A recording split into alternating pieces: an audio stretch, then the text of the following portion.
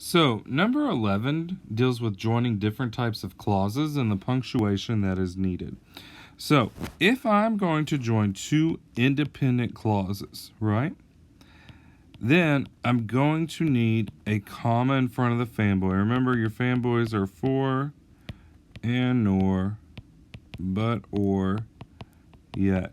So, for instance, the students studied and they passed.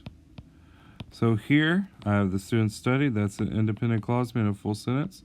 They passed, that's an independent clause, so in front of my fanboy I'm going to put a comma. However, sometimes you'll notice, like the word they might not put a subject in the second part. So it could have said, the students studied and passed. Well, now I do still have my independent clause, but after the fanboy passed, that is a dependent clause.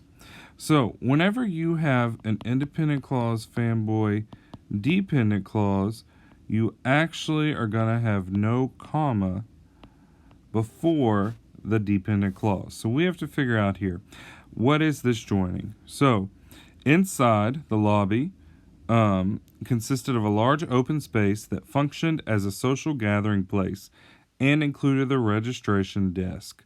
Well, notice that this part is an independent clause, but included the registration desk. That is a dependent clause. Therefore, you do not need the comma before the fanboy. So we can automatically cross off B, and we can automatically cross off A. Now, the comma after the fanboy is going to be very rare. You only use that if there's like an interrupter or something after the fanboy. Remember, the comma would go before it, but in this case, we did not need a comma. So therefore, C is correct. You don't need a comma because you're joining an independent clause to a dependent clause with a fanboy, and thus do not need